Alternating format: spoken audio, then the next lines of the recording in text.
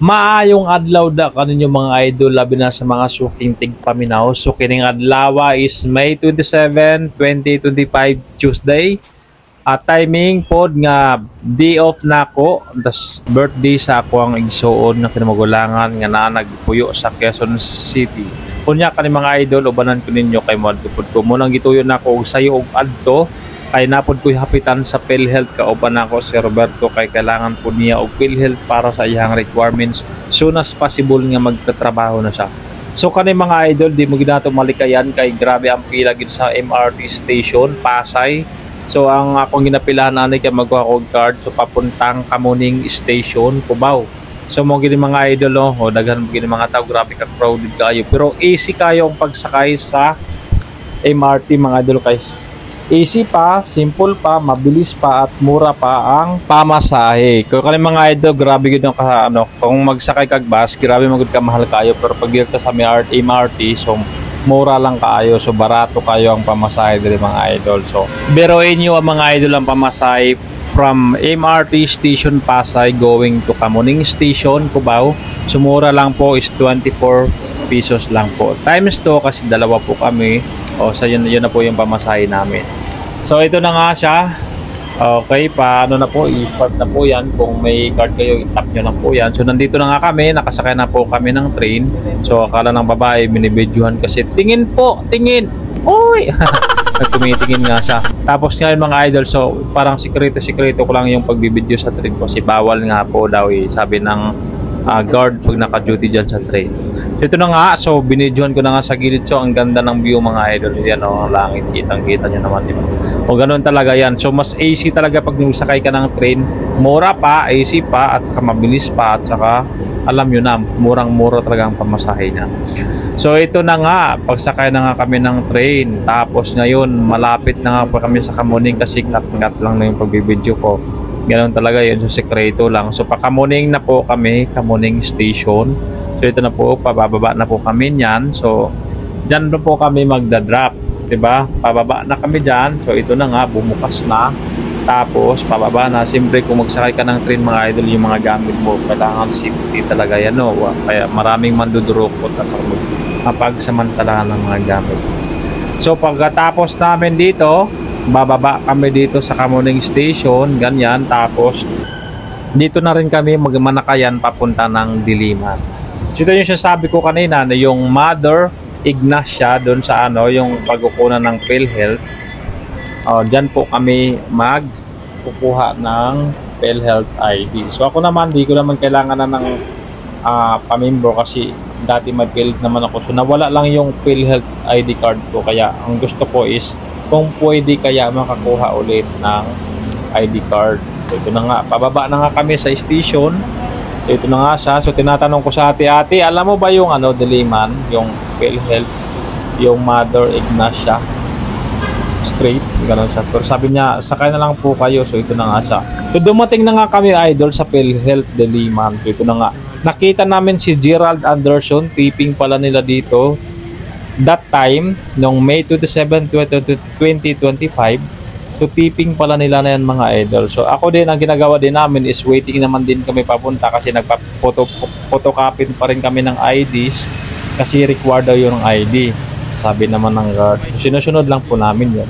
Pero di nila alam na mayroon na kaming photocopy. So kasi mahaba rin ang pila, so ganun din. So yan na si Gerald Anderson mga idol. So ito na nga, may form na nga kami. So nakakuha na nga ako ng pipilapan ko. So nagphotocopy lang ako ng passport. So yun lang daw po ang kailangan. So habang nag-aantay kami ng control number, natatawagan yung number ko is 2163. Dito na po. At saka hindi namin inakala na may lindol. So ito na yung babae na sa counter 6 na tinatawag ako. Sabi naman niya is, sir, nakakaramdam po ba kayo ng lindol? Sabi ko, hindi po ma'am. Hindi po ako nakakaramdam ng lindol. Ngayon, tapos yung mga chismis ng iba, alam mo naman na laganap na Tapos lalo na pag dating sa securities, kung pagtatanggol at makakarinig yung ibang empleyado, siyempre mag-alarma yun. Siyempre matatakot yun, di ba? Yung sa counter 6 naman nag-interview sa akin is, alaya na, naka-ano na siya, nagugulat ako, naka-sombrero na siya, tapos dala niya yung gamit. Hakot lahat, labasan. Kaya ngayon, naglabasan din lahat. Tapos nakita naman namin, nagbabaan na yung nasa 11th floor. Yung building na to mga idol, ito 11th floor to. 11, 10, 9, 8, 7, 6, 5, 4, 3, 2, 1. Ito ground floor na yung 1. Tapos ito na nga siya, or biruin mo yung ano, yung mga babae na nagchismisan diyan mga idol. Ayan oh. Hindi sila makakapaniwala na lindol daw 'yon. Pero yung iba naman nakakaramdam daw po kasi medyo matakotin, di ba? Biruin mo yung building na yun. Grabe ang haba mga idol. 11th floor. So ito na nga nagtutumpukan dito, nagmamartit na ito mga idol. So waiting na rin sila kung anong signal, kung pabalikin ba sila sa loob. So nandito pala kami sa Local Health Insurance Office sa ng Quezon City. So ano po to, Diliman, Ignacia Street. So ito palang ano, pinagkukunan ng PhilHealth namin is malapit lang pala to sa Quezon Avenue Station. So pag papunta namin dyan, so ano na po pala dyan, oh, yan oh. Lindol daw mga idol, kaya ano. So ayan, pabablock. Ayan, Quezon ano na pala yan, Quezon Station, Quezon Avenue. Yun na yun siya. So ngayon, habang nag-aantay kami, so sabi naman nung officer, habang papasok pa, baka pwede na makamalik. Maya konti. So parang inoonti-unti na, parang tinawagan yung doon sa kabila, doon sa dulo, sabi niya babalik na po kayo kasi mga ilang minuto at ilang sandali, inobserbahan kasi mga idol kung uulit ba ang lindol. So itong babae naman nakadilaw, sabi niya, grabe talaga, nakakatakot para sobra. Tapos ito naman, pinabalik na nga sila. Tapos sabi, pabalik na. O sino yung nandyan sa 11th floor, ganun. Habang bumabalik sila. Dito kami ngayon sa Quezon City, Local Health Insurance Office, Quezon City. Pupuwasan na kami ng tawag dito. Sadyang naglabasan lahat kasi daw. Lumilindol. Lumilindol. Nakakaramdam ba kayo ng lindol? Quezon City alert, Quezon City.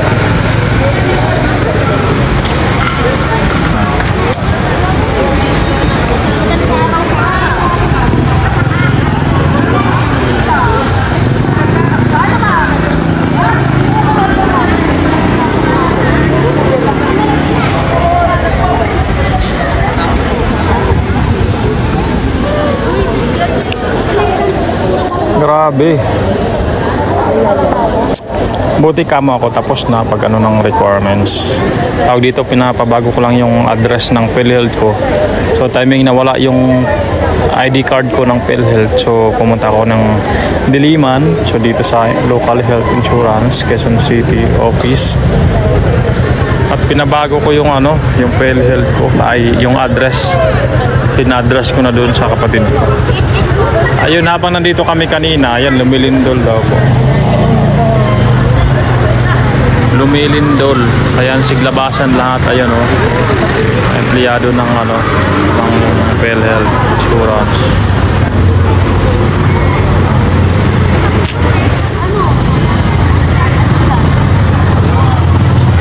Lumilindol ba dol? Lumilindol ba dong? Meron daw. Meron daw? Karamdam ko ba? Hindi ko naramdaman. Karamdaman. Uy! Ibang lindol na yan dong. Ibang lindol na yan.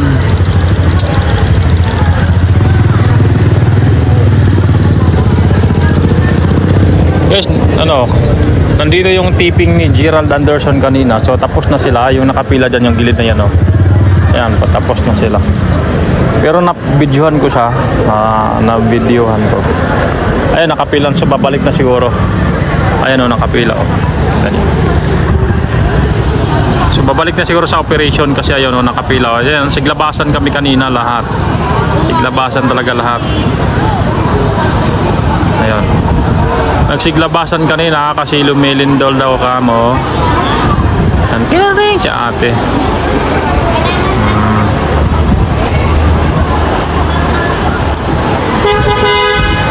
Ayan, dahil sa lindol nagbulabog.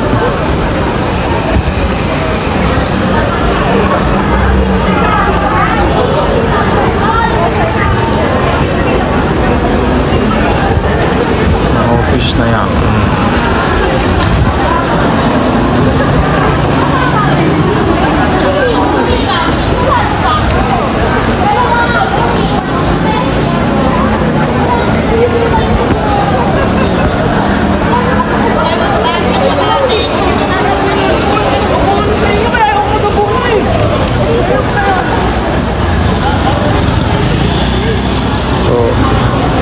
Ayan, silabasan na yung mga equipment nila pag drill. Oh. Kapag may lindol, ganun, alerto.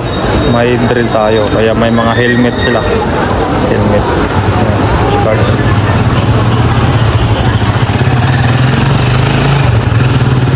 Yun lang, baka babalik na to maya-maya konti kasi marami pang kumukuha talaga ng requirements, insurance.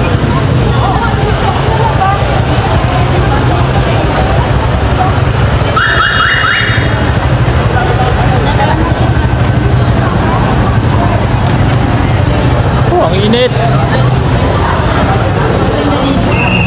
Oh, akyat na akyat.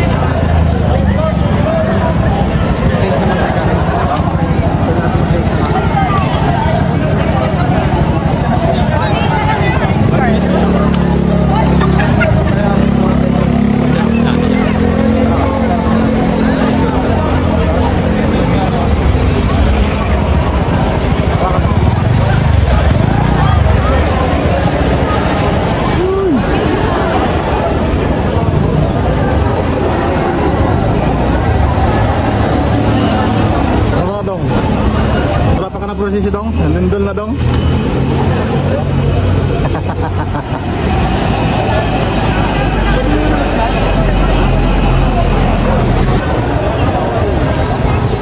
Okay, sige, pasukan na. Sana mag-operate na tayo para matapos na tayong requirements natin, nilalakad natin. So, mga nagtatanong, dito tayo sa ano? Dito kami sa lugar. Insurance.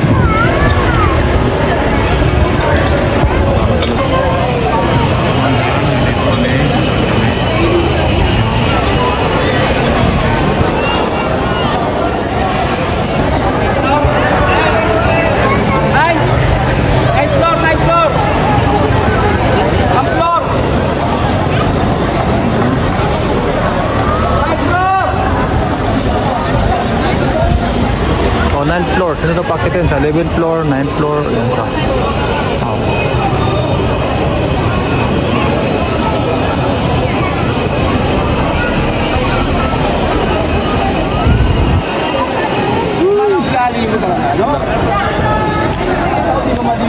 Ang daming tao. Ang daming tao, may kalbo rin nakarang.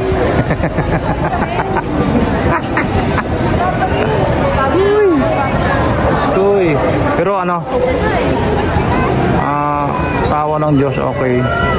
At pabalik na po.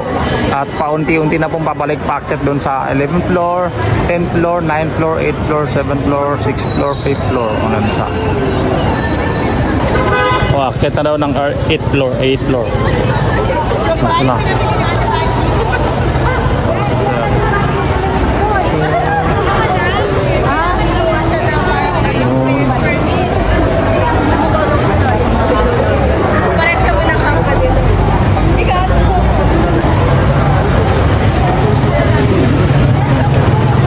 Papasok pakyat ng 8th floor. 8th floor.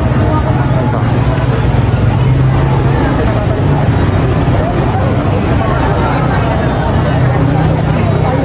Nagsiglabasan ng mga ganda at mga pogi dito. May karang po.